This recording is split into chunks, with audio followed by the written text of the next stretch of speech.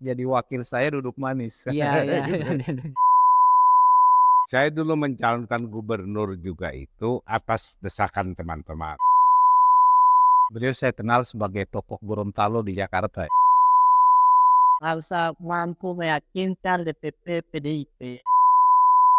Oh ya, kalau masalah proses politik di partai, Iya, saya tidak ikut tidak campur. masuk ke situ. Karena saya bukan pengurus, Iya. ya kan?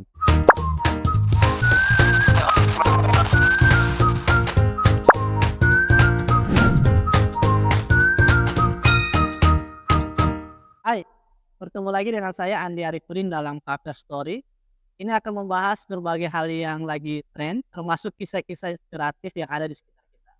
Hari ini kita akan sedikit ingin mendengarkan, karena ini sudah mulai masuk di tahapan pilkada dan tanggal 27 November nanti kita akan memilih calon-calon pemimpin. Maka untuk edisi kali ini kita akan membahas profil dan juga visi misi dari calon-calon pilkada khususnya pilgub di Provinsi Gorontalo. Hari ini sudah ada bersama kami Pak Hamsa Isa dan Assalamualaikum. Ustadz Rahmid. Apa kabar Pak? Alhamdulillah. Alhamdulillah. Sekarang bagaimana kampanye di lapangan, sibuk atau sibuk sekali Pak? Sibuk sekali pastinya. Itu Jadi, sudah ke pelosok-pelosok atau hanya putaran-putaran Gorontalo oh saja? enggak, Iya. sudah sampai ke dalam-dalam sudah kita Oh, masuk. sudah ke dalam-dalam biasa. Oke, saya mungkin ke Pak Ustadz Rahmid dulu. Ustadz, ini profil Bapak luar biasa di dalam politik Gorontalo. Memulai karir dari bawah, kemudian pernah menjadi anggota DPRD provinsi, dan terakhir kemarin jabatannya sebagai anggota DPD. Kami kaget ketika Ustadz tidak melanjutkan lagi ketika DPD RI, dan itu akhirnya membuat pemilih Ustadz itu bimbang mau kemana. Nah, kira-kira langkah Ustadz tidak mengambil DPD itu apa memang mempersiapkan sebagai calon wakil gubernur atau bagaimana Ustadz? Ya, bismillah. Memang kalau di runut dari belakang ya, Iya.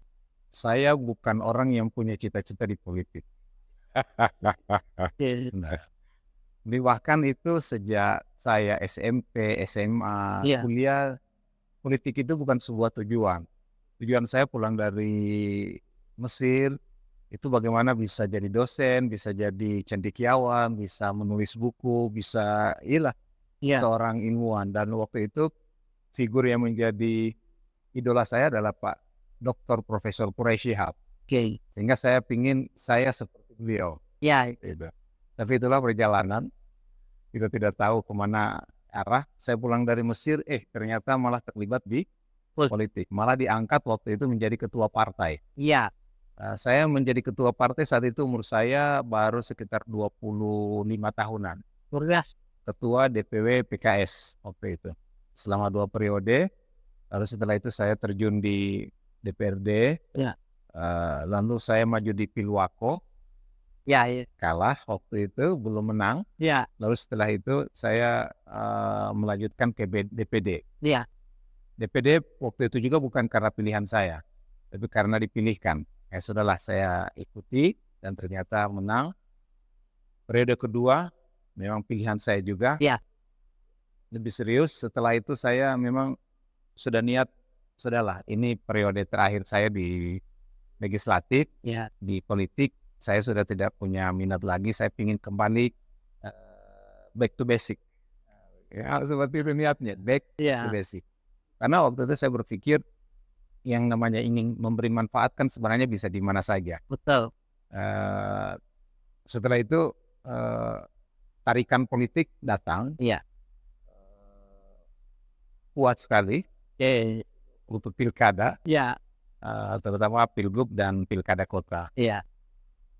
Saat itulah terjadi kebimbangan yang luar biasa. Oke. Ada beberapa hal yang saya lakukan. Ya, pertama pertimbangan rasional. Memang memberi manfaat di bidang apa saja bisa. Iya. melalui ekonomi, melalui pendidikan, melalui agama, itu semuanya adalah apa yang bisa kita perbuat untuk masyarakat. Nah, di antara semua itu yang paling kuat dan jangkauannya juga lebih luas, itu adalah saat kita mempunyai otoritas, mempunyai kebijakan, Iya. dan itu melalui jalur politik. Kalau kita hanya kuat secara ekonomi, kita tidak punya kebijakan, sedangkan pembuat regulasi adalah pemerintah. Wow. Saya menyampaikan kepada ibu saya, tapi ibu saya walaupun mendukung pada dasarnya pilihan saya untuk tidak berpolitik, tapi ibu saya sebelum meninggal saat saya menyampaikan niatan saya, beliau menyampaikan disuruh pertimbangkan lagi, dan satu yang beliau sampaikan bahwa kalau punya otoritas, dengan bahasanya kalau ada jabatan, punya kesempatan untuk membantu orang. Akhirnya saat itulah dalam kebimbangan itu saya, kalau dalam agama itu kita diminta saat bimbang dalam mengambil keputusan, Ya. kita diminta sebelum mengambil keputusan melakukan dua hal. Oke. Yang pertama istisyarah, Iya. yaitu bertanya kepada orang-orang, dan yang kedua istikharah. Nah, proses istisyarah saya itu atau bertanya itu saya lakukan sampai ke Mesir. Waktu itu saya berkunjung Iya. melihat anak saya yang sedang kuliah. Saya ketemu dengan seorang guru di sana, seorang syekh, dan beliau secara umum mengatakan selama niatnya baik, ambil. Karena jabatan politik itu bisa bermanfaat, berkhidmat Iya. untuk banyak hal, terutama untuk agama. Jadi dengan otoritas itu kita bisa memberikan manfaat sebanyak-banyaknya untuk terutama agama. Iya. Saya bersemangat. Lalu saya juga istikharah doa, dan salah satu doa saya itu di Masjidil Haram, di Raudhah. Iya. Doa saya satu, setelah itu saya bilang, ya Allah, kalau seandainya saya berada di politik, jabatan itu sesuatu yang baik, datangkanlah dia tanpa saya harus mencari. Iya. Ternyata memang setelah itu saya balik ke Gorontalo, yang datang banyak tawaran. Iya. Termasuk Pilwako kemarin. Pilwako kuat sekali tawarannya, bahkan sebelum terakhir itu masih mendesak, datang ke rumah berulang-ulang, mendesak untuk saya maju di Pilwako, bahkan sebagai papan satu, Yes. bahkan mau dibiayai. Iya. Gitu. Saya dengar itu karena Iya. tapi akhirnya Ustadz tidak ambil itu. Saya tidak ambil itu karena saya kembali istisyarah dan istikharah. Istisyarah dan istikharah. Saya bertanya lagi kepada beberapa orang dan termasuk kepada beliau, guru saya tersebut. Saya beliau datang ke Indonesia. Iya, iya. Saya temui, lalu beliau mengatakan ambil yang gubernur. Gitu. Lalu saya juga istikharah, pilihan saya ke itu. Pertanyaannya, waktu itu, wali kota mungkin tidak terlalu besar keinginannya. Tapi gubernur juga kan banyak yang meminta Ustadz untuk mendampingi salah satu calon gubernur. Kenapa ke Pak Arsa pilihan? Ini mungkin jadi pertanyaan orang. Memang banyak yang Ya. terus terang banyak ya. Iya. Bahkan ada yang sampai mengatakan Ustadz jadi wakil saya duduk manis. Iya, iya. Tidak usah keluar duit. Betul, Gitu. betul. Sampai begitu. Iya. Tapi sekali lagi proses saya sama. Saya istisyarah dan istikharah. Lalu setelah istisyarah saya terakhir melakukan sholat istikharah. Lalu di sholat istikharah itulah saya mengambil keputusan besoknya, dan saya menghubungi orang tersebut dengan bahasa yang sopan. Saya menyatakan belum bisa menerima niat baik mereka. Jadi bukan mereka buruk, tapi hati saya menyatakan tidak. Kenapa ke Pak Arsa? Proses istisyarah dan istikharahnya gitu. Sederhananya begitu. Iya, iya. Alasan rasionalnya apa? Memang, tapi setelah itu, jadi beberapa calon itu begitu. Proses saya melakukan konsultasi dengan beberapa orang, dan setelah itu proses spiritual juga saya lakukan. Karena saya selalu yakin keputusan kita tanpa dibimbing oleh keputusan Allah akan menjadi, karena kita itu serba kekurangan. Kita kan tidak bisa membaca masa depan. Betul. Kita tidak tahu masa depan. Kita juga tidak bisa menjangkau banyak hal. Maka saya selalu menyatakan kalau itu baik, restui. kalau tidak baik jauhkan, itu aja.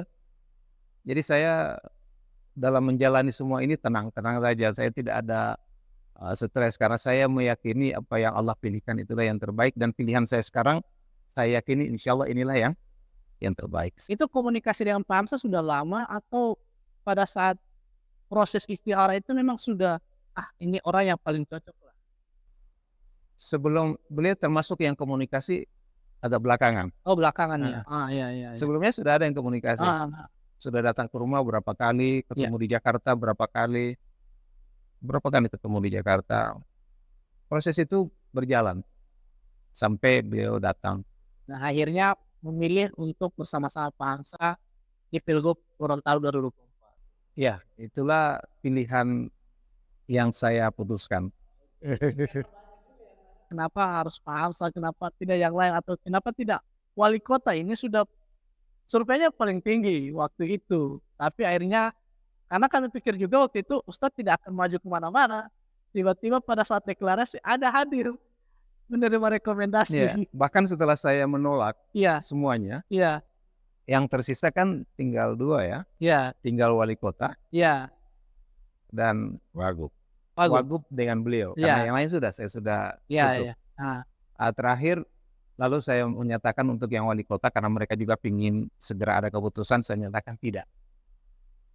Tersisalah tahu nggak? Pak Hamzah dan saat itu Pak Hamzah belum Belum dapat megang rekom. rekom, belum ada. Iya. Rekomnya nanti tanggal Last minute. last minute di injury time itu baru Iya iya. terima. Tapi saya saat itu tenang-tenang saja dan pasrah, kalau memang tidak ya sudah, berarti memang Allah mentakdirkan Iya. kita tidak maju dan insya Allah itu menjadi kebaikan.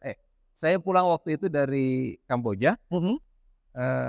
dikasih tahu insya Allah kita akan, menerima besok. Saat itu saya antara percaya dan tidak. Gitu. Ya bismillah saja. Sebelum besok malamnya, saya tengah malam, paginya saya terima WA, ya sudah ada undangannya, berarti ini jadi Ini ini. jadi, oke. Paginya baru siap-siap ke sana. Oke, untuk, Ustadz Malik seperti itu. Nah, untuk profil Pak Hamzah Isa, ini dari riset yang kami telusuri, Pak Hamzah ini kan pernah di tahun 2021 atau 2022 ketika 2002. 2002 itu pernah mencalonkan diri juga sebagai calon gubernur. Karena waktu itu kan masih dipilih oleh anggota dewan DPR. Dan juga di 2003 pernah mencalonkan diri sebagai wali kota. Nah, sekarang terrealisasi, Pak. Kira-kira dari perjalanan itu yang Bapak pelajari selama ini bagaimana untuk Gorontalo? Jadi begini, saya dulu mencalonkan gubernur juga itu atas desakan teman-teman. Oh, Karena waktu pembentukan provinsi, iya. saya termasuk salah satu yang sangat agresif dalam mendorong, dalam berjuang, dalam melakukan kolaborasi dengan baik macam pihak lah, Iya. dan berbagai pihak untuk bisa menjadikan provinsi itu Gorontalo. Bahkan saya sempat 3 bulan di Gorontalo hanya untuk menggalang dukungan. Jadi 3 bulan saya sini di antara mungkin pengurus provinsi Iya. yang all out 3 bulan di sini melakukan pendekatan kepada semua pihak, tokoh politik, Iya. pejabat-pejabat dan semuanya itu saya sampai terjadi deklarasi. Iya. Itu saya. Makanya oleh teman-teman, masa capek-capek bikin provinsi Ya. tidak mau maju gubernur. Nah, secara rasional memang saya sudah lihat tidak mungkin. Ya. Tidak mungkin karena pada waktu itu kan dominasi partai karena dipilih dewan, Iya. ada partai yang 63% Iya. penguasaan dewannya. Nah, sementara mereka punya calonnya juga luar biasa, hebat, tokoh nasional. Iya. Jadi tidak mungkin. Tapi karena tidak. Teman-teman bilang pokoknya maju dulu, ya sudahlah. Saya hitung-hitung, ini pencalonan dewan ya saya maju saja hanya untuk menyalurkan aspirasi. Berarti Pak Hamzah ini bukan orang baru di politik. Karena dari mungkin usia saya, usia adik-adik saya yang kaum Z, kaum milenial ini berpikir Pak Hans ini orang baru di dunia politik Gorontalo. Tiba-tiba tidak ada basic apa-apa mau maju untuk gubernur. Nah, itu kan orang tidak tahu bahwa Bapak juga salah satu tokoh pendiri atau pencetus deklarasi Provinsi Gorontalo. Nah, dibuktikan dengan tadi. Ya. Nah, profil juga Pak Hamsa ini kan pernah bercita-cita jadi pilot. Nah, kenapa Pak tidak melanjutkan itu? Jadi begini, waktu saya sekolah Iya, di Makassar ya, iya, saya itu kan STM ya, iya, waktu itu saya ngambil kejuruan jadi STM. Nah, prestasi saya cukup bagus. Nah, karena saya banyak bergaul di rumah itu kan banyak mahasiswa dari berbagai jurusan, iya, termasuk kakak saya juga yang fisika, yang akhirnya jadi ahli nuklir. Nah, di situ saya lihat ini orang sekolah bukunya tebal-tebal. Saya suka baca itu bukunya mereka. Oh, ini buku listrik, oh ini buku ini. Tapi ada apa-apa di kamarnya, lampu korslet atau apa, tidak berani bikin apa-apa. Saya bilang, lu gunanya apa ini buku tebal-tebal? Teori listrik apa segala macam dipelajari, tapi ada masalah sedikit saja, dia tidak bisa mengatasi. Saya bilang, apa gunanya ini baca buku tebal-tebal? Semenjak itu saya lihat tidak mau kuliah. Jadi berarti saya penerima beasiswa. Waktu sekolah saya penerima beasiswa ranking 1 terus. iya, Saya bilang, kuliah bukan tempat saya bilang. Cuma saya juga tukang demo waktu itu. Jadi saya pikir, daripada nanti ini lagi zamannya susah pergerakan, kalau saya lanjut mahasiswa ntar paling saya lebih aktif di kegiatan yang seperti itu. Karena saya memang suka yang begitu. Nah, akhirnya keputusan saya tidak mau kuliah. Saya mau yang lain saja, yang praktis saja. iya. Kebetulan ada penerimaan untuk penerbang, saya ikut. Nah, itu hari yang kurang lebih 450 orang yang dites, saya ikuti semua tahapannya. Alhamdulillah sampai 4 orang saya lulus. Tapi di penentuan akhir, Iya. nah itu yang rame di situ. Di penentuan akhirnya, mereka bilang, kau bagus lulus tes, tapi waktu tes fisik, Iya. kamu kurang 1,5 senti gitu, Oh, iya. untuk jadi pilot. Lalu saya mau jadi pilot. Oke, jadi Saya pilot. bilang, Pak, apa 1,5 senti ini yang segini, ini bikin jatuh pesawat. Iya, iya. Itu yang interview iya. saya, dia bilang, waduh, dia bingung juga. Iya. Dia bilang, bukan begitu, itu persyaratan. Iya, tidak. Sekarang saya sudah lulus semua tahapan. Hanya gara-gara 1,5 senti saya tidak lulus. Apakah itu berpengaruh sedemikian rupa sampai harus pesawat jatuh? Sampai saya tidak bisa jadi pilot? Tidak, itu persyaratan. Nah, sudahlah, kalau sudah bicara begini kan selesai. Iya. Tidak ada argumen yang lain. Tapi tetap diterima, tapi bukan di pilot. Kamu masuk flight engineering. Flight engineer. Iya. Waduh, flight engineer, saya bilang mau montir pesawat. Saya bilang tidak. Saya orangnya, kalau yang saya mau harus itu yang saya kejar. Jadi kan, enggak, kalau pilot saya mau, kalau yang lainnya saya tidak mau. Jadi konsisten di pilot. Ya, saya konsisten di pilot. Ya sudah, kalau begitu, ya sudah tunggu hasil saja. Akhirnya saya sudah cuek aja. Agak lama juga nunggu hasil panggilan akhir itu. Iya. Nah, saya ikut yang lain lagi. Dan akhirnya tidak tercapai hanya gara-gara beda 1,5 senti tadi. Ada dipanggil lagi saya. Oh. Dipanggil juga untuk flight engineer itu. Menolak. Saya enggak penuh. Saya tidak penuh. Ustadz, 2 periode di DPD RI, pasti kenal beliau. Beliau ini salah satu juga saya tahu tokoh Gorontalo yang ada di Jakarta yang banyak berkontribusi untuk anak-anak Gorontalo di Jakarta. Nah, pandangan Ustadz dari Ustadz sendiri selama ini 10 tahun bahkan sebelum itu, sosok Pak Hamsa ini, kisah ini di mata Ustadz seperti apa? Beliau saya kenal sebagai tokoh Gorontalo di Jakarta ya. Iya. Tokoh lamaku. Dan banyak yang istimewa yang saya lihat dari beliau ini, banyak apa yang beliau lakukan itu ternyata tidak digembar-gemborkan. Iya. Jadi beliau bukan orang yang suka viral. Karena ada orang lain pekerjaan 1 viralnya 10. Ada orang yang pekerjaannya 10 viralnya 1. Nah beliau ini seperti menyembunyikan atau tidak suka kayak diviralkan. Dan saya ternyata mendengar dari orang-orang yang menceritakan ke saya.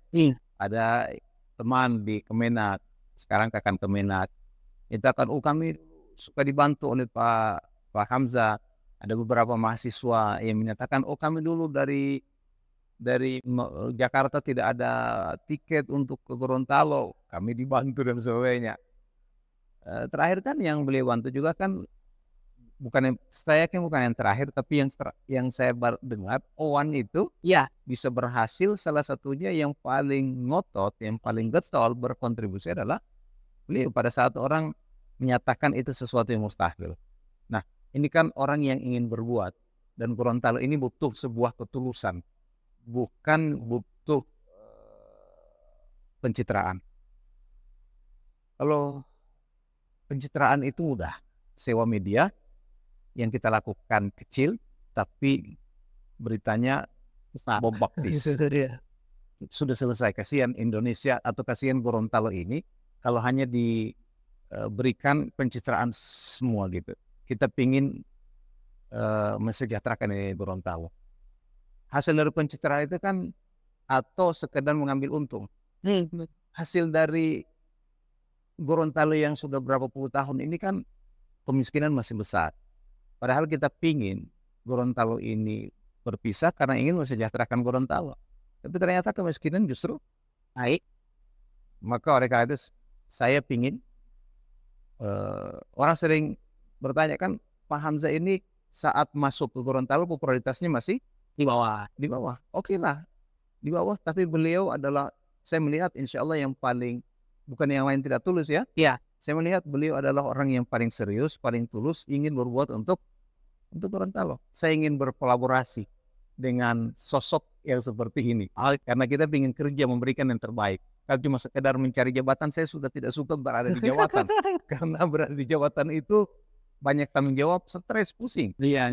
Apalagi kalau dapat jabatan justru menjadikan kita bermasalah. Sudah selesai, lebih bagus jauhkan dari hal yang seperti itu. Nah, berkolaborasi dengan beliau insya Allah akan menjadi jalan kebaikan untuk masyarakat Gorontalo. Ustaz, katanya masih ada kegiatan setelah Iya. ini. Jadi Saya mohon maaf, Iya. Pak Hamzah, saya ada acara keluarga. Iya. Jadi saya mohon pamit kepada juga para pemirsa ya, insya Allah. Saya pamit. Ya, Ya, makasih Ya, banyak. saya lanjut sebentar. Iya, Saya juga saya ada acara. banyak ingin menggali dari Pak Saya- Hamzah ini. Oke. Pak Hamzah, ada banyak hal yang ingin saya tanyakan, termasuk dengan keputusan Bapak maju di Gorontalo. Nah, apa sih yang menginspirasi Pak Hamzah itu mau maju di Pilgub Gorontalo? Pertama, saya itu semenjak mengalami beberapa kali mencalonkan, itu sudah ada kompromi dengan istri saya. Jadi istri saya bilang, so habis Trump pedoi gara-gara ini politik. Sudah Jo, dia bilang, baku ganti dulu. Nah, akhirnya kita kompromi dalam kamar ini. Kompromi di kamar tidur. Ya oke, terus bagaimana? Saya bilang, ini kasihan anak-anak kalau begini terus, bagaimana nantinya ini habis kita orang punya tabungan, apa yang kita kumpul-kumpul cuma untuk politik. Terus maunya bagaimana? Sudah, aku ganti Jo. Saya yang maju, di situ yang backup dari belakang. Kali itu boleh? Baik tua sempat baca gimana? Jadi almarhumah Rulianti Katili, istri saya yang pertama, Iya. itu akhirnya dia yang mengambil alih terjun ke dunia politik. Langsung jadi pengurus partai, langsung aktif full. Nah, di waktu itu Pak Hamzah sendiri sebagai apa? Saya tidak masuk partai apa-apa. pada waktu itu saya hanya aktif di Ormas MKGR. Tapi tidak, memang itu terafiliasi ke Golkar, itu kan Ormas pendiri Golkar. Tapi saya tidak ikut di dalam kepengurusan partai. Jadi saya membackup penuh istri saya saja. Ini melihat peluang yang ada karena tidak ada incumbent, atau seperti apa sampai Bapak mau saya harus maju Gorontalo ini peluang yang bagus lah. Jadi begini, Ya. ada dua hal yang sama dengan waktu mencalonkan pertama, Iya. gubernur, itu karena situasi dikehendaki oleh teman-teman untuk saya maju. Nah, yang kedua juga sama. Ada dorongan kuat dari teman-teman. Ini sudah mau 24 tahun ini provinsi. Iya. Kelihatannya kok bukan membaik, tapi malah semakin turun. Sudah saatnya mungkin harus maju lagi nih. Iya. Ya. Saya pikir-pikir, oke lah. Kelihatannya cukup mungkin. Jadi saya membaca situasi, saya menganalisa, kayaknya bisa. Mulailah saya merintis untuk bisa maju. Penjajakan ke sana kemari, ke partai, kemana. Akhirnya ada indikasi-indikasi memungkinkan untuk saya maju. Jadi akhirnya saya putuskan maju. Nah, saya sempat lihat juga sebelum pencalonan kemarin, Bapak itu sudah pasang baliho di berbagai titik. Dan itu ramai. Kalau saya bertanya, siapa ini Pak Arsa Issa? Nah, kira-kira bisa sedikit Bapak profil Bapak untuk yang sudah Bapak lakukan untuk Gorontalo itu? Apa ya? Saya lebih banyak kalau yang melakukan Gorontalo ya terlibat dalam pembentukan provinsi. Sesudah itu, karena saya tidak punya aktivitas lain ke Gorontalo, tidak jadi gubernur, tidak jadi wali kota, ya sudahlah, saya pikir, tapi saya mau berbuat. Akhirnya saya melakukan kegiatan yang lain, yaitu membentuk Dewan Adat. Oh, jadi Dewan Adat ini salah satu pencetusnya? Saya juga yang ikut dalam merintis itu semua. Bekerja sama dengan Namau, yaitu pada waktu itu Pak Rahmat Gobel ketuanya. Nah, saya menggalang seluruh bate-bate di sini, itu untuk ini adat harus diberi posisi, intinya begitu. Nah, terbentuk Dewan, idenya itu cukup lama itu lama baru jadi. Setelah kesepakatan antara bate semua jadi, tapi terhambat. Karena rupanya istilahnya Pak Uwa Tobone lah, pemimpin khalifah yang sedang berkuasa kurang setuju dengan hal itu. Jadi ya kita tunggu dulu lah. Iya. Itu prosesnya 8 tahun. Akhirnya terjadi kesepakatan dan terbentuklah Dewan Adat. Itu yang kegiatannya saya di Gorontalo. Itu yang sifatnya sosial ya, umum. Kalau yang lain-lainnya sifatnya pribadi nggak usah dicerita lah. Dan maksud tadi, saya juga pernah dengar, karena saya pernah di Jakarta, kalau saya itu katanya sering bantu anak-anak yang sedang kuliah di Jakarta atau di pinggiran-pinggiran Jawa Barat, itu selalu namanya ke Pak Hamzah. Jadi begini, ya kalau itu sih saya anggap biasa aja. Jadi tidak perlulah di itu yang itu ya itu kegiatan harian aja, jadi tidak perlu lagi Maksud dibicarakan. Owan kemarin? Ya. Owan? Nah kalau Owan lain lagi ceritanya. Oh ya, itu gimana? Nah kalau Owan, selama ini kan saya lihat itu banyak bibit-bibit seniman Gorontalo yang mencoba keberuntungan atau mengadu ke piawaian atau Iya. kebisaan mereka melalui berbagai ajang. Nah khususnya untuk di Indosiar sudah berapa kali ada Ismail, ada siapa, sudah 3 kali kalau tidak salah, tidak ada yang tembus. Iya. Tidak ada ya, paling tinggi hanya sampai di 5 besar, di 4 besar gugur. Iya, iya. Nah, saya tadinya tidak terlalu memperhatikan. Nah, kebetulan saya kenal dekat dengan Pak Bupati, pejabat Bupati Bualemo, telepon saya, Pamsa, itu ada orang Bualemo ikut DA Indosiar. Saya bilang, siapa? Oan. Dia kayaknya bagus itu. Saya coba perhatikan, memang bagus tapi suara, boleh ini anak ini. Akhirnya dia masuk final juga. Nah kalau sudah final itu kan sudah lain cerita. Sudah tidak bicara bagus jelek, tapi sudah kekuatan SMS. Wah, bupatinya bilang, bantuin Pak Hamzah, tolong kamari. Iya. Itu orang mungkin bisa dikerahkan nggak mau atau apa. Nah, saya coba langsung kontak teman-teman yang seniman apa semua. Iya. Bantu kamari, kenapa ada yang mau maju? Orang bilang, aduh susah Hamzah, DP lawan Banten. Banten ini DP orang banyak sekali, Ya, kita orang tidak pernah bisa lolos. Penduduk Bualem itu besar 1.000. Itu Serang 2,5 juta. Belum Banten, kalau Banten 12 juta. Sangat tidak mungkin dan itu kita selalu gagal. Mau kalau sudah urusan MS kita gagal, kurang banyak dari orang. Saya pikir tidak. Saya bilang tidak boleh begitu. Ini orang bagus, saya bilang harus dibantu. Padahal saya tidak pernah kenal ini Oan. Dia pun tidak kenal saya tidak pernah tahu, hanya cuma lihat begitu.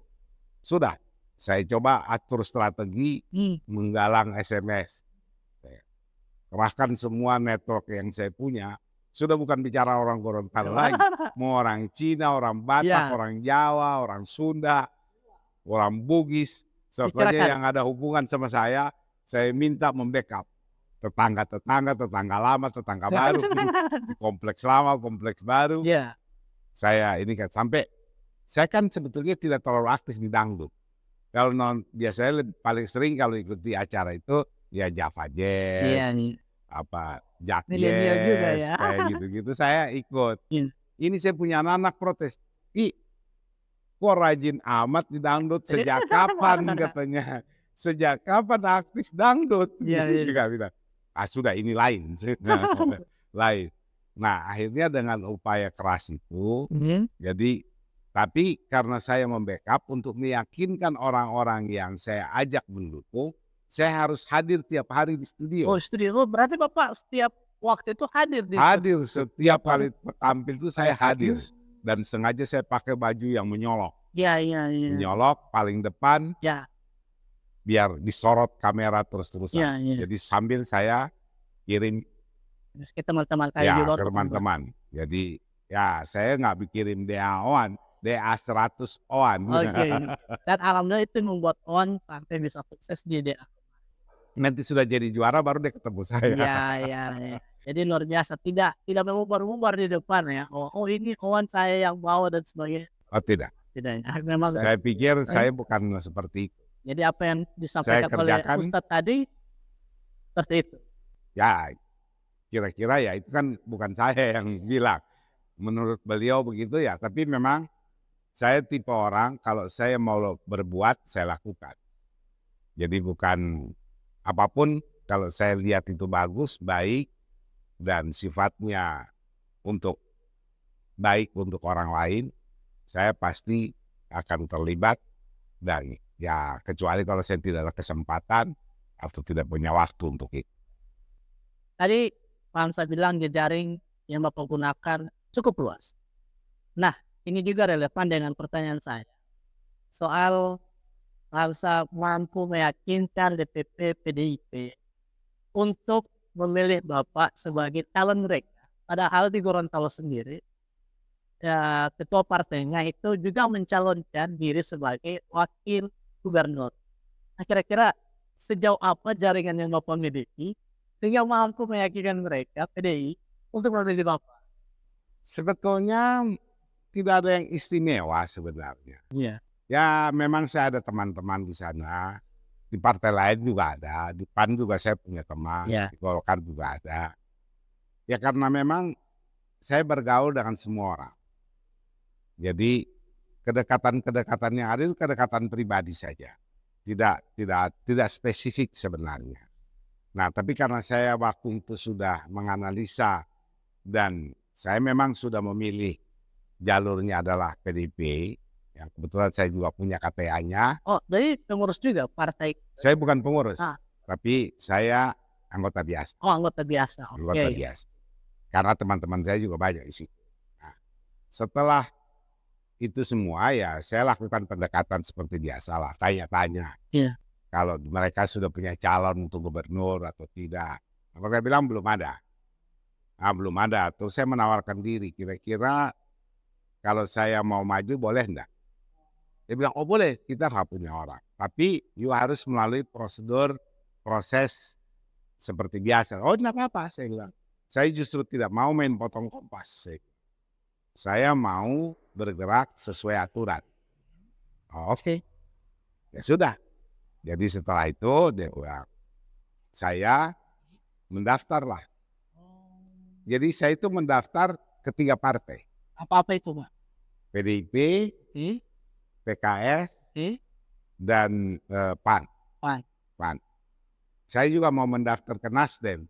Iya. Tapi begitu saya telepon, orang bilang tidak, tertutup, tidak boleh. Kalau mau mendaftar wagub boleh. Saya bilang tidak, saya tidak mau wagub, saya mau gubernur. Karena saya mau bekerja, bukan bisa pejabat. Iya, iya. Ya, akhirnya tidak jadi saya mendaftar di Nasdem. Oke. 3 partai ini yang menerima. Iya. Dan saya juga mendaftar di PDIP, saya lapor juga sama Pak Ketua. Oh, Ketua saya mau mendaftar, oh iya langsung ke itu Pak Kris. Pak Kris. Ya, lapor, silakan ke Des Pilkada. Jadi semua tahapan yang ditentukan oleh partai itu Bapak Ikuti. dari tidak bawah. bypass, tidak Tidak ada potong bypass. kompas. Tidak ada. Oke, ini diklarifikasi ya. Jadi partai ini tidak potong kompas untuk mengambil posisi rekomendasi PDI. Oke, terus Saya ikuti semua proses pendaftarannya, nanti semuanya di DPP, Iya. di PKS juga begitu, di PAN. Nah, di PAN tadinya memberi ruang tapi ada syarat. Kalau mendaftar dari PAN, ketua PAN-nya harus jadi wakil. Waduh, makanya saya tidak melakukan lobby. Iya. Karena saya sudah memilih, saya maunya Ustaz Bahmid. Dari awal memang saya maunya Ustaz Bahmid. Targetnya memang Ustadz Bahmid. Memang Ustaz Dari Bahmid dari awal. Dari sebelum mendaftar di partai pun targetnya Ustadz Bahmid. Sudah Ustaz Bahmid. Oke, ini real. Kalau ditanya partai, nanya saya mau Ustaz Bahmid. Ustadz Bahmid. Tapi waktu itu Ustadz Bahmid sudah menyatakan siap untuk dengan Bapak? Secara tegas belum, tapi sudah ada kode-kode lah. Iya. Saya bilang pokoknya saya mau. Oke, jadi memang dari awal Ustadz Bahmid, kemudian bangun komunikasi, belum ada kepastian, rekomendasi juga kan belum ada waktu itu. Iya, karena waktu saya dipanggil, Iya. setelah mendaftar saya dipanggil, ditanya, koalisi dengan siapa? Saya bilang saya mendaftar di 3 partai, PDIP, PAN, dan PKS. Iya. Ya sudah, diminta kamu cari wakil yang bagus, dari PDIP ya. Cari wakil yang bagus. Yang kedua, pastikan koalisinya ada karena kita nggak bisa nyalon sendiri. Karena kita hanya 7, cari 1 lagi partai. Oh siap, makanya langsung saya pasang baliho. Pasang baliho di mana-mana. Jangan lupa sosialisasi, jangan sampai kita survei, Anda nggak ada namanya. Saya pasang baliho 1 provinsi, saya juga sosialisasi ke daerah-daerah. Nah, itu saya jalankan. Memang saya belum berani pasang lambang partai apapun. Betul. Karena belum ada yang confirm. Iya, karena tidak ingin mencatut juga, jangan sampai ini bukan calon kita, akhirnya framing buruk yang muncul ke pasar. Tapi waktu itu sangat efektif juga ketika Bapak pasang baliho-baliho di berbagai tempat, itu orang menjadi bahan cerita.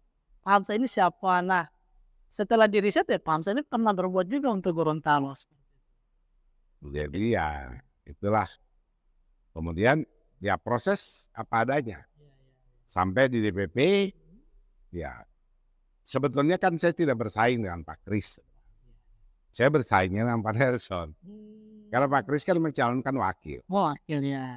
Kalau saya kan mencalonkan gubernur. Iya. Nah, waktu teman-teman tanya, baru bagaimana? Terserah, ini saya kan bukan pengurus partai. Diserahkan di partai. Kan ketentuannya di DPP. Ada juga dari Bualemo, bahkan dari Gorut. Minta sudah Pak Hamzah calon di Bupati Jo. Saya bilang, oh kalian kan pengurus partai. Iya. Keputusannya kan ada di kalian. Iya. Kalau memang kalian minta saya di Bualemo atau minta saya di Gorut, asalkan itu partai nunjuk saya ke situ ya apa boleh buat. Cuma saya sudah mendaftar di gubernur. Iya. Silakan bicarakan dengan DPP karena keputusannya kan semuanya di DPP. Kalau memang DPR bilang, "Ah, jangan, Iya. gubernur kita mau kasih orang Iya, yang wakil aja. kamu di bupati aja." Iya. Ya, saya juga akan nurut. Tapi terakhir tetap keputusannya ke saya.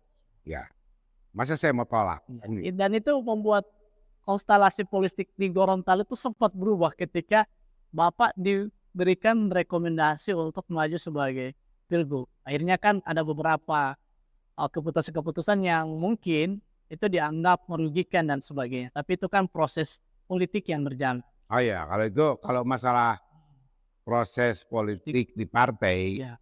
saya tidak ikut Tidak campur. masuk di situ. Karena saya bukan pengurus, Iya. ya kan. Itu bagaimana prosesnya jangan tanya saya nggak tahu. Karena saya hanya menerima keputusan dan menjalankan keputusan. Oke. Nah, ini menarik Pak. Saya sudah baca visi misi Bapak, program. Dari sekian banyak misi program Bapak, kira-kira yang paling relevan menurut Pak Hansa yang bisa diterapkan di Gorontalo dan itu punya efek yang besar untuk masyarakat Gorontalo. Apa itu? Apa saja itu? Yang jelas, visi misi saya buat berdasarkan analisis yang apa permasalahan yang ada di kalau yang paling berat, yang paling besar, yang menurut saya paling susah, tapi saya ambil itu, karena itu saya anggap sebagai tantangan Iya. yang harus kita aktualisasi. Sekarang begini, dasar pemikirannya begini. Kondisi termiskin Gorontalo itu harusnya pada saat berpisah Ya. dengan Sulawesi Utara. Iya betul, karena waktu itu tidak ada apa-apa Tidak ya. apa-apa, Sumber daya habis semua, tidak ada. semuanya disulut, diserap. Tidak ada. Nah, sebetulnya kondisi pada saat itu harusnya kondisi terjelek Gorontalo. Titik terendah lah untuk Gitu Gorontalo. ya. Nah, dengan dibentuk provinsi, artinya ini kesempatan kita untuk membangun diri sendiri. Tidak harus melalui ada hambatan birokrasi. Kita bisa langsung ke pusat. Itu kan pikiran kita waktu bikin provinsi. Nah, setelah perjalanannya 23-24 tahun, tapi kok oke lah pembangunan ada. Saya tidak ingin menyalahkan siapa-siapa. Tapi pembangunan itu jalan. Secara fisik kita bisa lihat. Jalan makin banyak, jembatan makin bagus. Bahkan jalan-jalan aspal sudah masuk ke desa-desa. Pelabuhan sudah bagus. Bandara pun sudah bagus ya. Hotel-hotel bagus sudah ada. Berbintang sudah ada, dulu tidak ada. Mall sudah ada. Jadi kemajuan secara kasat mata nampak. Iya. Ya kan? Tapi secara ekonomi kita turun. Nah ini masalahnya ada di mana? Nah dari analisis itu sebetulnya kuncinya sederhana. Peranan swasta di daerah ini tidak sebesar daerah lain. Padahal yang menentukan kemajuan satu daerah Investasi. itu adalah manakala peranan swastanya terhadap ekonomi daerah itu sudah lebih besar dari pemerintah. Nah kita masih di bawah. Semua yang ada di sini masih Tergantung lebih besar peranan pemerintah. Ya, kita tergantung dengan APBD Ya. daerah kita. Investasi dari luar itu yang Ya. sangat jadi itu tantangan Bapak untuk Ya, ketika betul. Jadi saya tidak menggunakan istilah investasi. iya. Sebab saya takut salah kaprah nih. Oke. Bukan kalau untuk kalangan tertentu mengerti bahwa itu investasi. Iya. Tapi kita punya masalah dalam investasi. Seakan-akan untuk golongan tertentu investasi itu menjadi ancaman. Bahkan sampai terjadi kerugian khususnya untuk tambang. Padahal saya menggunakan istilah swasta. Jadi kalau swasta itu ya sebetulnya semua orang yang di luar pemerintah itu swasta. Swasta. Kan Oh, gitu. Nah, jadi sehingga memberikan kesan bahwa yang kita perlukan itu adalah peranan swasta yang dalam bentuk lebih kecil. Apakah itu di UMKM, iya. ke urusan pertanian, kelautan, nelayan, petani. Jadi itu yang sebetulnya yang saya maksud. dengan menggairahkan itu agar supaya terjadi perputaran ekonomi kerakyatan. Itu intinya. Jadi dengan adanya itu mau tidak mau pemerataan hasil terasa. Sekarang kita lihat itu mall. Iya. Saya sudah keliling Gorontalo, bahkan ke mahasiswa saya sempat bertanya. Sudah berapa kali kalian masuk di mall, minum kopi santai-santai di situ, tapi bukan ditraktir orang. Atas kemauan sendiri, dengan uang sendiri. Wow, hampir kalau bisa dapat 1-2 orang menjawab pernah, itu sudah luar biasa. Pada umumnya kalau tidak pernah, mahal sekali katanya. Nah, ya memang masuk akal. Minum kopi itu 45.000, 50.000 dengan kue spotong. Saya masuk di Kopi Dino, Warkop Dino, kuenya masih Rp1.000 satu. Nah, jadi bisa dibayangkan. Yang masuk ke tempat-tempat seperti itu hanya kalangan-kalangan tertentu dan sangat terbatas. Itu paling para pejabat, para pegawai negeri yang penghasilannya cukup bagus, anggota dewan, pemborong, dan pedagang-pedagang yang sudah memiliki omset yang bagus. Rakyat tidak pernah. Mereka tidak berani masuk kecuali diajak orang. Jadi, nah, artinya apa? Selama ini sektor pemberdayaan itu tidak menjadi fokus. Ada perhatian pemerintah, bahkan pemerintah pusat pun memberi perhatian, pemerintah daerah memberi perhatian.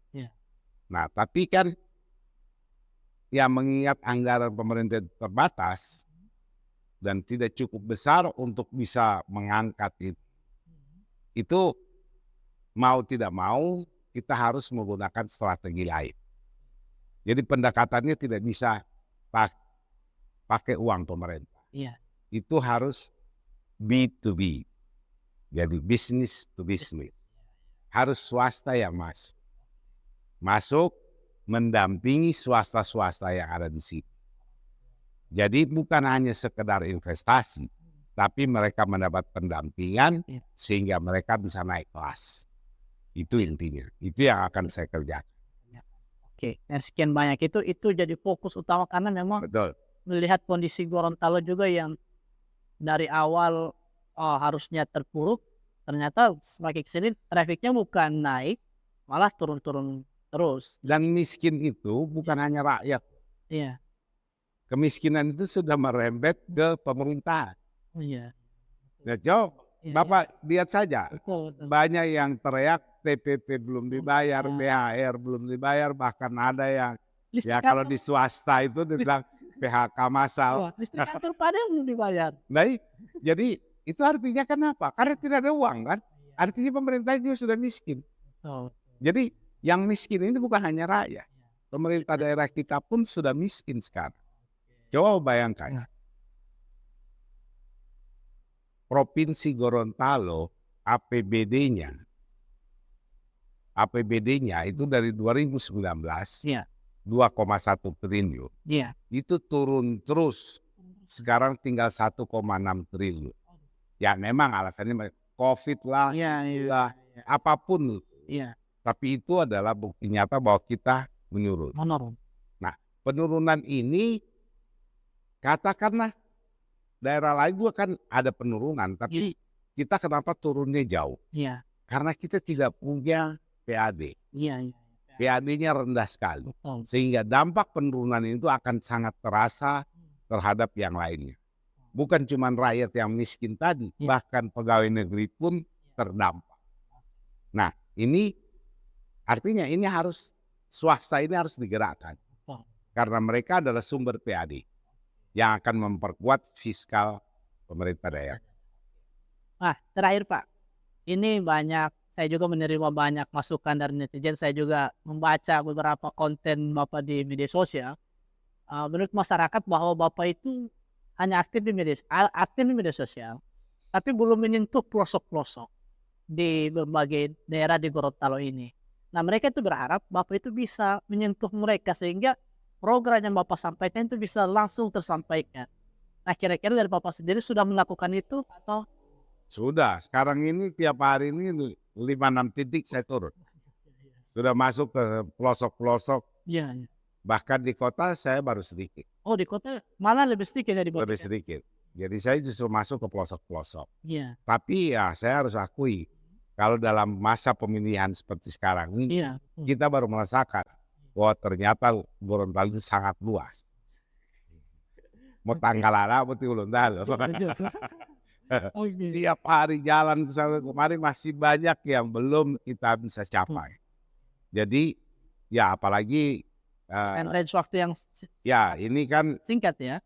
jangka waktu kampanyenya sangat sedikit. Iya. Jadi oleh sebab itu ya mau tidak mau saya harus bergerak di udara dan di darat. Oke.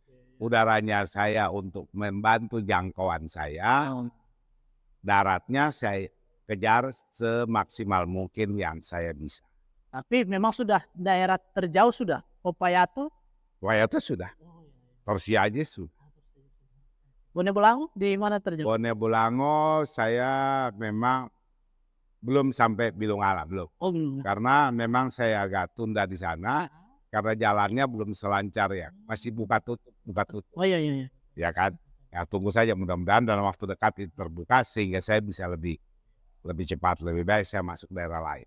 Dan kalau terpilih pun pasti semua daerah di Gorontalo akan Oh iya, dijajaki dong. sudah pasti. Pasti. Oke. Saya yang Gorontalo ini yang saya belum pernah injak itu Pinogo. Oh, Pinogo ya. Oh, iya. Karena Pinogo saya kesibukan. belum pernah. Nanti siapa tahu jadi gubernur ya pasti target utama juga pasti Pinogo ya. Karena di sana punya Ya, kultur yang bagus juga Pak. Alamnya saya sudah lama itu pengen lihat kuburan 15 meter itu. Oh iya, iya. Konon katanya Ada di sana. ada di sana. Manusia pertama Gorontalo, kuburannya ada di sana. Saya pengen lihat. Mudah-mudahan akan terkabul pada saatnya nanti. Terima kasih banyak Pak sudah mau hadir di Rumah Kreatif Bopos, hadir di podcast ini. Mudah-mudahan ke depan Bapak mau bersedia lagi untuk saya undang Siap. di sini. Insya Allah selama saya punya waktu dan punya kesempatan, Iya. karena saya menyadari salah satu cara untuk mencapai yang di pelosok melalui cara ini. Terima kasih atas kesempatan yang diberikan. Ya, nanti kita ketemu lagi di episode-episode berikutnya. Terima kasih.